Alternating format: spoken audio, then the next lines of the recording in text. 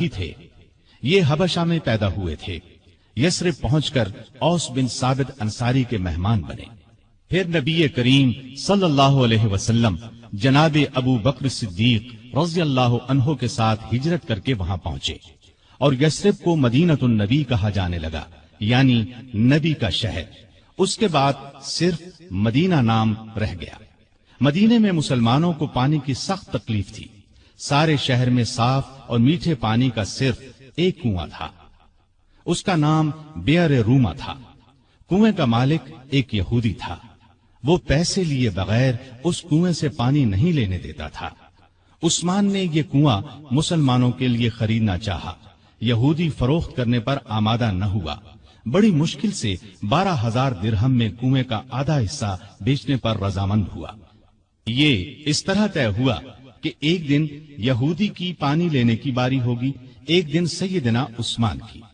جس دن سیدنا عثمان کی باری ہوتی تھی، مسلمان اتنا پانی بھر کر رکھ لیتے تھے کہ 2 دن کے لیے کافی ہو جاتا تھا۔ جب اس یہودی نے دیکھا کہ اب اسے کنویں سے کوئی فائدہ نہیں ہوتا تو اس نے کنویں کا باقی نصف حصہ بھی فروخت کر دیا۔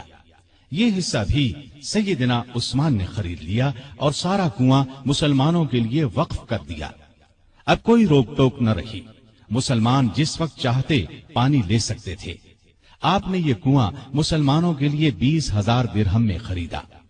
بھائی چارہ کراتے وقت نبی کریم صلی اللہ علیہ وسلم نے اوس بن ثابت انصاری کو آپ کا بھائی بنایا۔ ہجرت کے بعد آپ انہی کے ہاں اترے تھے، اونچے رتبے کے صحابی تھے، احد کی لڑائی میں شہادت پائی۔ ابتدا میں مسجد نبوی بہت چھوٹی سی تھی، مسلمانوں کی تعداد میں اضافہ ہوا تو نبی کریم صلی اللہ علیہ وسلم نے ارادہ فرمایا 7 والی زمین مسجد کے لیے خرید لی جائے۔ آپ نے اعلان فرمایا کہ کوئی ہے جو اس زمین کو خرید کر مسجد میں شامل کر دے اور بدلے میں جنت لے لے۔ اس پر سیدنا عثمان فوراً آگے بڑھے، 10,000 درہم میں زمین خرید کر مسجد کے لیے پیش کر دی۔ ہجرت کے دوسرے سال رمضان میں بدر کی لڑائی پیش آئی۔ اس وقت نبی صلی اللہ علیہ وسلم کی پیاری بیٹی اور عثمان کی زوجہ محترمہ سیدہ رقیہ رضی اللہ عنہا سخت بیمار تھیں۔ آپ صلی اللہ علیہ وسلم نے ان کی دیکھ بھال کے لیے عثمان رضی اللہ عنہ کو مدینے میں چھوڑا اور ان سے فرمایا، تمہیں اس شخص کے برابر ثواب ملے گا جو لڑائی میں شریک ہوگا، تم یہاں رہ کر رقیہ کی تیمارداری کرو۔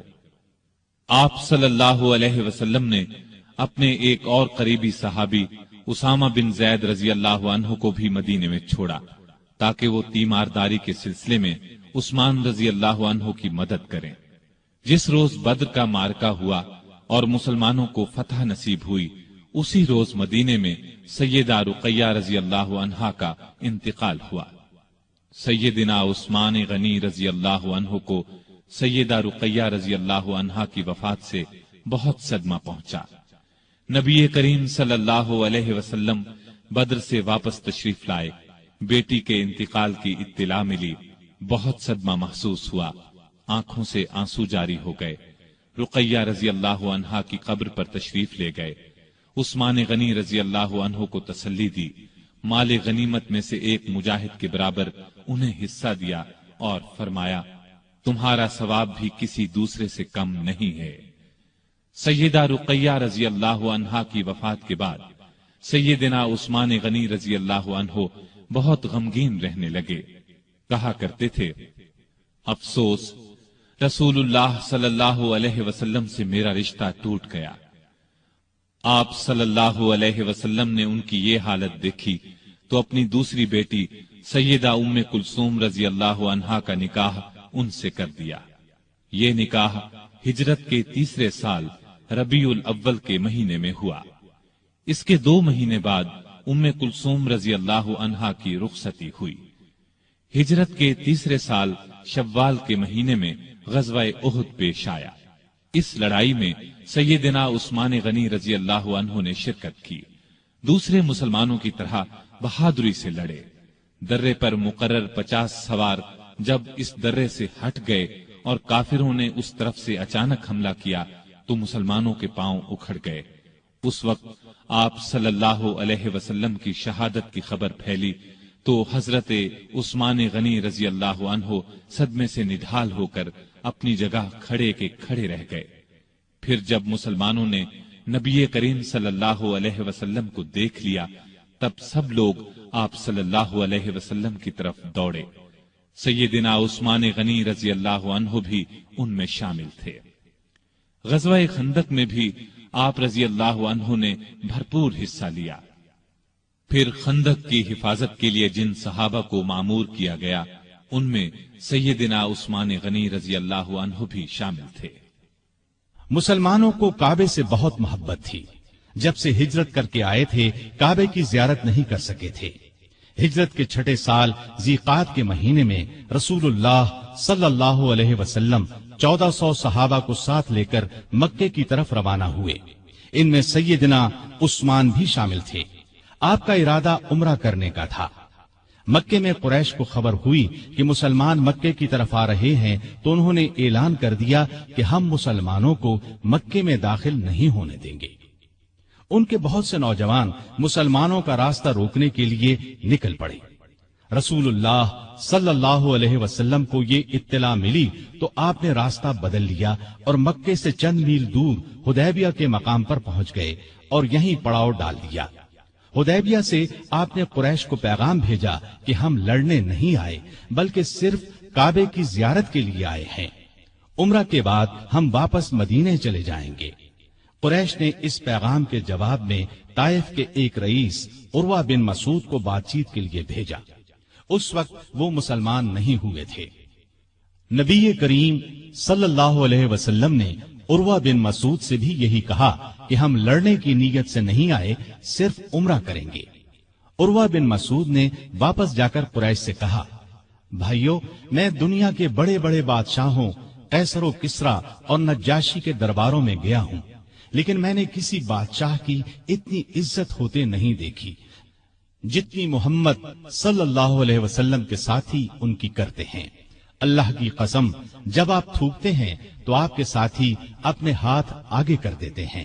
تھوک ان میں سے کسی کی ہتھیلی پر پڑتا ہے، وہ اس کو اپنے چہرے اور بدن پر مل لیتا ہے۔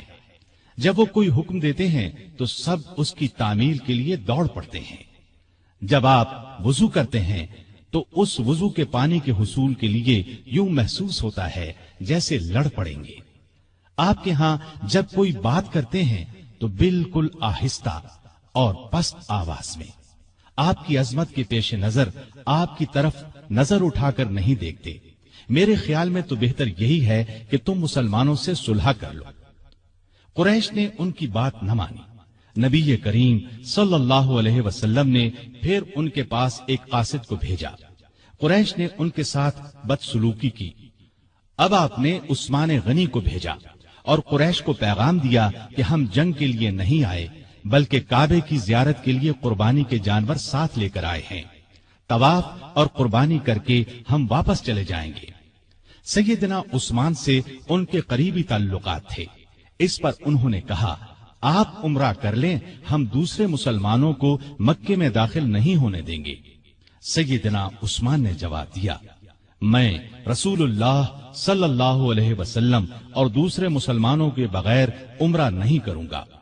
اس پر کافروں نے انہیں مکے میں روک لیا۔ ادھر یہ خبر پھیل گئی کہ عثمان رضی اللہ عنہ کو شہید کر دیا گیا ہے۔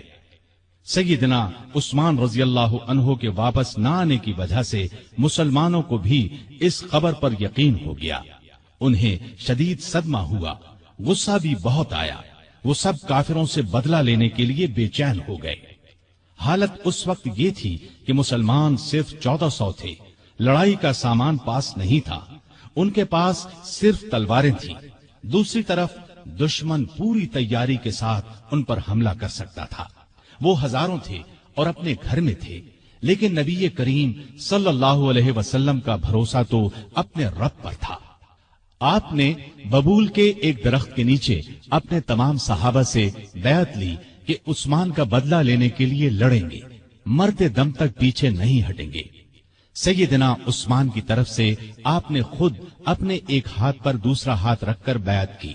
मतलब ये कि आपने अपने दूसरे हाथ को सैयदना उस्मान का हाथ करार दिया और फरमाया, और ये उस्मान का हाथ है। इस बैत को बैत रिजवान कहा जाता है, इसलिए कि इसमें शरीक होने वालों से अल्लाह ताला ने अपने राजी होने का ऐलान फरमाया। ये ऐलान कुरान करीम की सूरह फतह में है। अल्लाह ताला ने फरमाया, लक़द रज़ियल्लाहु अनिल मुअमिनीन इज़ युबायिऊनक तहत अश-शजरा। अल्लाह मोमिनों से खुश हो गया जब वो दरख्त के नीचे तुमसे बैत कर रहे थे। गोया जिन लोगों ने उस वक्त ये बैत की, अल्लाह उनसे खुश हो गया। इससे बड़ी खुशबख्ती और क्या हो सकती है कि अल्लाह खुश हो जाए। इसलिए सैयदना उस्मान गनी रजी अल्लाह अन्हु की शहादत की खबर के बावजूद रसूलुल्लाह सल्लल्लाहु अलैहि वसल्लम ने अपने एक हाथ को सैयदना उस्मान गनी रजी अल्लाह अन्हु का हाथ करार देकर उस बैत में उन्हें भी शामिल कर लिया था, ताकि शहादत के बहुत बड़े मर्तबे के साथ साथ वो उन लोगों में भी शामिल हो जाएं जिनसे अल्लाह राजी हो गया। बैत के बाद मुसलमान लड़ाई की तैयारी कर रहे थे कि उस्मान गनी रजी अल्लाह अन्हु वहां पहुंच गए। उन्हें जिंदा सलामत देखकर मुसलमान बहुत खुश हुए। उधर मुसलमानों के जोश और जज्बे की कैफियत देखकर काफिर मुसलमानों से सुलह पर आमादा हो गए। उन्होंने चंद शराइत पर मुसलमानों से सुलह कर ली। एक मुआहदा लिखा गया, उसमें ये तमाम शराइत दर्ज की गईं। उस मुआहदे का नाम सुलह हुदैबिया मशहूर हुआ और ये बैत बैत रिजवान के नाम से मशहूर हुई। मुआहदे की एक शर्त यह भी थी कि इस साल मुसलमान उम्रा किए बगैर चले जाएं। अगले साल ज़िक़ाद के महीने में कुरैश 3 दिन के लिए मक्के से निकल जाएंगे। मुसलमान उन दिनों में उम्रा कर लें। चुनाचे आप सल्लल्लाहु अलैहि वसल्लम तमाम सहाबा के साथ वापस चले गए। बैत रिजवान के बाद उस्मान गनी रजी अल्लाह अन्हु खैबर की लड़ाई में शरीक हुए। ये लड़ाई हिजरत के 7वें साल मुहर्रम के महीने में पेश आई। फतह के बाद रसूलुल्लाह सल्लल्लाहु अलैहि वसल्लम ने सैयदना उस्मान गनी रजी अल्लाह अन्हु को खैबर में जमीन का एक हिस्सा इनायत फरमाया। हिजरत के 8वें साल नबी करीम सल्लल्लाहु अलैहि वसल्लम 10,000 सहाबा के साथ मक्के की तरफ रवाना हुए। उनमें सैयदना उस्मान गनी भी शामिल थे। मक्के की फतह के बाद हुनैन की लड़ाई में भी उस्मान गनी रजी अल्लाह अन्हु ने शिरकत की। इसके बाद तबूक की लड़ाई का वाकया पेश आया। रूम का बादशाह मदीने पर हमला करना चाहता था। नबी करीम सल्लल्लाहु अलैहि वसल्लम ने आगे बढ़कर उसका मुकाबला करने का इरादा फरमाया। आप सल्लल्लाहु अलैहि वसल्लम ने इर्द गिर्द से भी मदद के लिए मुसलमानों को बुला लिया। इस तरह एक बड़ा लश्कर जमा हो गया। इतने बड़े लश्कर के लिए खुराक, साजो सामान, हथियारों और सवारियों का इंतजाम एक मसला था। इसलिए नबी करीम सल्लल्लाहु अलैहि वसल्लम ने मुसलमानों से दिल खोलकर चंदा देने का ऐलान किया और फरमाया कि ऐसा करने वालों के लिए जन्नत है। मुसलमानों ने इस मौके पर एक दूसरे से बढ़ चढ़कर हिस्सा लिया।